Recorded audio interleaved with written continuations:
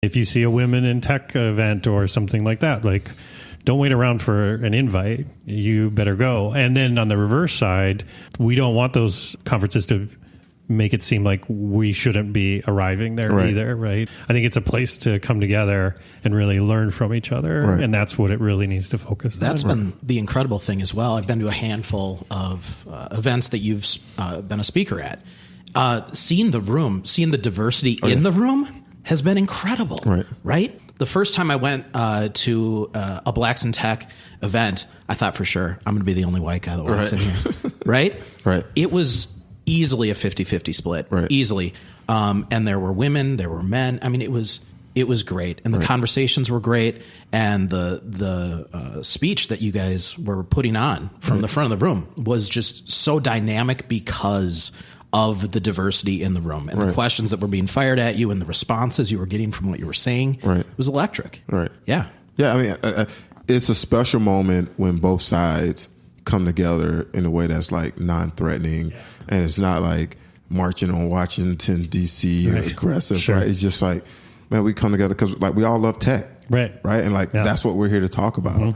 I think there's something special happening in our city right now in entrepreneurship and diversity and inclusion. Yeah, you can feel the momentum. Yeah, you can feel it. And I think as long as we have guys like yourself and other people in the community who stay engaged with it long enough, like we need. I keep telling people we need a diverse founder to have a win, big win, a big win. I think that would be, and that's kind of pressure I'm putting on myself. Like I want to win because I want to turn around, because the community only grows when people have wins.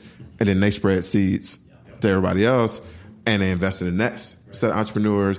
But this game is about like people invest in people that look like them, right? And so if you can have one black or brown founder that does that, and then he starts investing in people that look like him, now you got 20 businesses running, and then one of them have it, and they just kind of keep. It's the whole PayPal mafia type thing. Right. That makes sense. What do you see in the future, not just for Clarence and Upsie, but as your growth as a leader, where do you see yourself in a few years? You mentioned Upsie could shut down tomorrow, but what you've explained is something I learned from my father, who was a minister, is that people are the legacy you leave. Yep.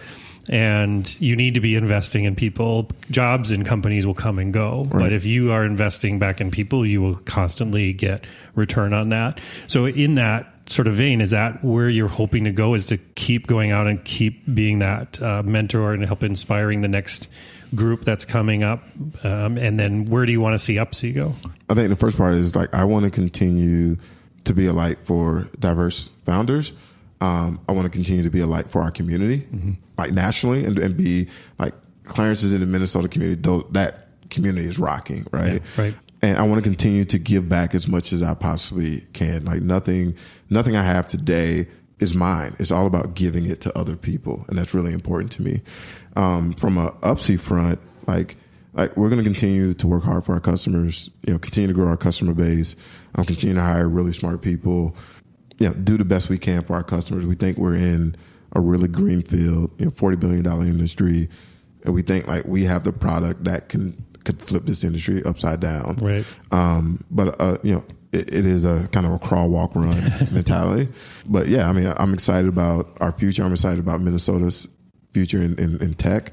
I think there's something special that we probably can't name right now happening, and it's cool that we all get to be a part of it. It is, yeah. So if people want to find out more about Clarence and like the work you're doing, and obviously they can go to upsie.com. That's SIE, right? So, but you're pretty active on the Twitters and all that sort of stuff, right? So where's a good place to, if they want to connect with you, to grab that cup of coffee maybe in the future? Yeah, I mean, so Twitter, I'm most active. That's just Clarence_Bethea on Twitter.